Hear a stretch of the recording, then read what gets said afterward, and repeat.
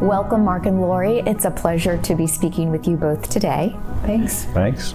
You have been married for 35 years, just about. Just about. Yeah. And in 2007, you co-founded together Core Sound Imaging. What was the challenge you were trying to solve with Core Sound? At the time, it was moving echocardiograms over the internet, so physicians didn't have to be physically located where the studies were performed, so they could be remote. There were folks performing medical imaging, and the physician who needed to interpret them was across town, and so they would take stacks of handwritten worksheets and videotapes or DVDs of echocardiograms and drive with them across town. And so it really started solving that initial problem, but pretty quickly grew in breadth and depth as people found that the tool that we had built to view the images worked well, and then the reporting capabilities grew along with that, with the needs of the physicians who were doing other types of interpretation. Was there an early moment in Core Sound Imaging that you knew this was going to be successful? No, not early. It wasn't until probably we were 3 years in, when we were cash flow neutral, that we were pretty sure that it was going to be, we were going to make it. We didn't know, to what extent the business would grow, but we knew we would be able to sustain it. 3 years in is pretty quick. How were you guys able to grow the company so quickly? Well, we really didn't have growth plans. We just focused on the product and serving the customer. We always looked at it like, how would we want to be treated? What would we want the product to do? How do we want the service to work? And that's kind of the way we modeled things. So, Mark, I understand you started following SEG early on. Can you tell me how you heard about us? The earliest communication I had with SEG was in 2011. I have an email from then. I followed the quarterly reports pretty regularly. Was the content you received helpful? Yeah, it was interesting just to kind of, I always felt it was years, in the future before I would do anything with it, but it was just good to kind of follow what the M&A sphere looked like. You were already in active conversations with a couple of private equity firms. What made you reach out to Software Equity Group? I had intended to reach out all along, and Laurie was a little more along the lines of, we can do it ourselves. Our joke is, she and I always agree, it just takes her a little longer to reach the same conclusion I do. But I think we thought, okay, I thought it's a sales process, and we can run a sales process. We know how to do that. We can sort of evaluate it. And interestingly, and my view is, you can learn to do anything, but the first time you do it, you make 80% of the mistakes you're going to make, and I didn't want to make those mistakes trying to sell the company. So you had offers in hand, 2 LOIs and 2 other potential buyers, and you had even said you thought you'd do it on your own. Was there a catalyst that made you choose to work with an advisor?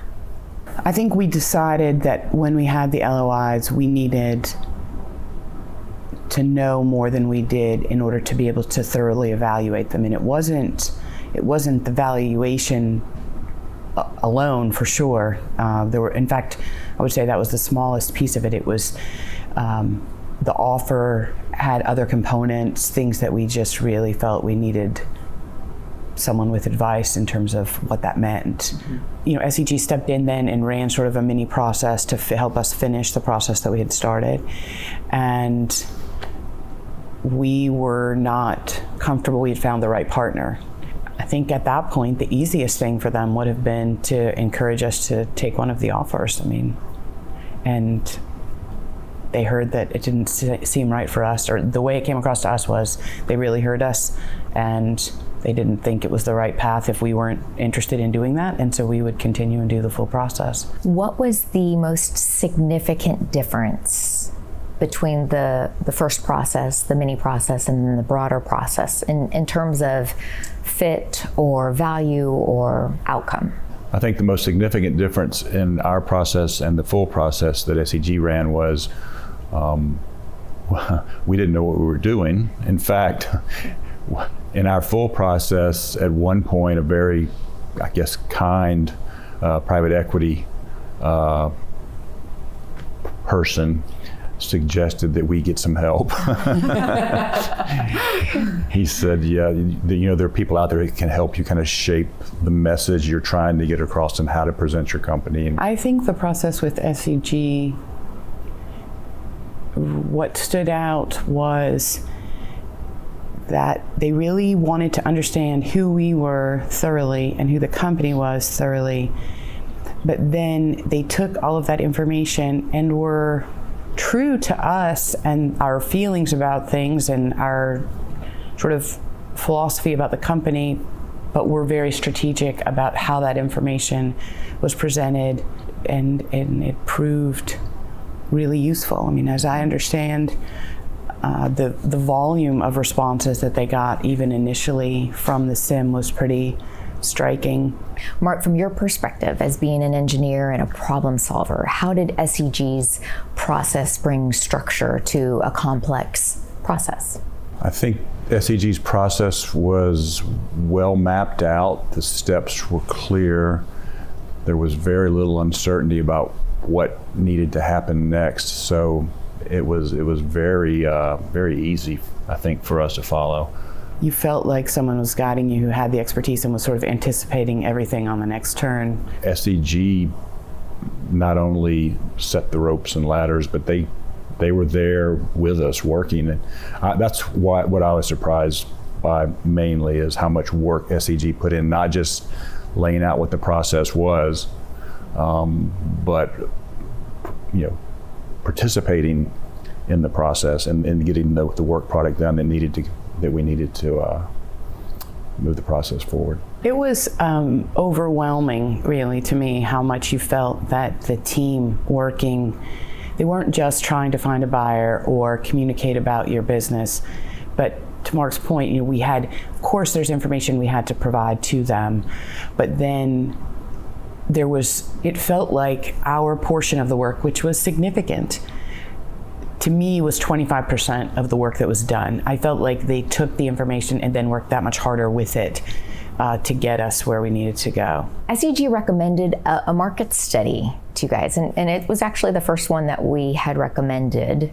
We did this after the mini process. Can you talk a little bit about what that was like, about them recommending the market study to you, and then your, of course, decision to go ahead and move forward with one? I think it turned out well. It was a good decision to perform the market study because we've been told subsequently by PSG that it was very useful to them when they were doing their diligence. Even though they did their own, they really appreciated having a starting point, a different view to kind of basically bounce their study off of it and make sure everything kind of made sense and was consistent. Up until that point in the process, there had been maybe confusion by potential buyers about what the market looked like and how we fit in. And it did seem that SEG's recommendation to use the market study to provide that clarification was a good idea. And I think, to Mark's point, it proved out. It put to bed any concerns that the market wasn't large enough. What was the best part of the process? Like, if you could pick one thing out. I think that SEG was the best at communicating what needed to happen next and what things were going to look like, so there was never any confusion or uncertainty about what tomorrow was going to look like and where we were going to go and how long it was going to take. They were very good at laying out the process and communicating it. They were both project managers and M&A advisors, and I'm sure a list of multiple other roles that they played. There wasn't a category where you felt like there was a gap. They seemed to be able to do all the things they needed to do to get you to the finish line well. Yeah. Laurie, what was the emotional journey like, pouring so much of your heart and life into this and then going through an M&A process? I think it was 90%, 95% terrific. I mean, it's been a lot, and yeah, we joke, we have 4 children, we joke that this is our 5th child, but it's been great, and it's a lot of pride in the years of work And it's really exciting to see now on the other end an excellent partner who I have very strong conviction that the company will continue to grow and be successful. So that's been terrific. Finding the right partner was extremely important to you both for your legacy, for the family you had built at Core Sound Imaging. Can you talk about choosing PSG and what that meant to you and how you feel about the future of your company? I think for us, always, building the business meant treating customers right. So finding a partner that believed in the company that would really help Core Sound Imaging grow and achieve the growth results that we wanted seems to be the best way to ensure security for the employees. Talk about what it was like to finally select PSG. How did you come to them? After our first meeting with PSG, I don't know if I told Laurie this or not, but I was pretty sure that that's who we were going to end up with. There was something about the way they understood the market and us. They articulated the market to us in a way that I was like, wow, I didn't think about it that way, or that's the best way I've heard it put. And we just liked them personally. Do you think you would have made the same choice, ended up with PSG, had you run the process on your own? I don't think we would end up at the same place because we wouldn't have had the opportunity probably to come across enough companies to be able to select the best fit. Yeah, I think that's another example where SEG really helped in that it appeared to us that they were curating a list of people to contact, not just here's 500 PE firms, but here are the PE firms that we should be reaching out to because Core Sound Imaging is X, Y, and Z. I know the final deal far exceeded your expectations. What did the outcome confirm for you about the process? The benefits were driving competition and having a broader field. That's really what drove the valuation, because we had multiple people that were interested and they were able to use that. SEG was able to use that to ultimately our advantage. What we would love to think is the reason we got such a great outcome is because we built such a great company. I'm sure that that's a factor, but I can't say enough about the individuals. I mean, with SEG, it was obvious that they have a process, internal process of how to be an M&A advisor that works great. But what you got was that process being delivered by people who cared so much. I mean, it was sort of overwhelming to me. It felt like we were this team. We were all on the same team, working hand in hand for the outcome that was best. And sure, the valuation mattered, but we were real clear that if it didn't feel right with the company, that we weren't interested as well. And somehow we were able to achieve finding a really great valuation with a really great company. So, and definitely the team played a huge part in that. What would you say to a founder or CEO considering signing an LOI but doesn't have an advisor? I would say to that founder or CEO, don't do it. Get an advisor. Just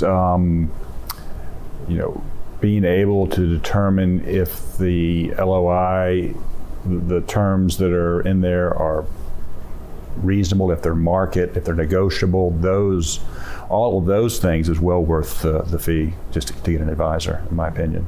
Any final thoughts you want to leave other founders and CEOs with? I would call SEG sooner, and I would take their advice because, at least for us, it's proven really valuable and made what could have been a really long and arduous process not fun. Instead, it was long, arduous, and a lot more fun because they were involved. So, yeah, I guess the final thought would be it's worth it at the end. Certainly worth it at the end. It wasn't as hard as I thought it was going to be. It was a lot of work, but certainly more pleasant doing it with SEG.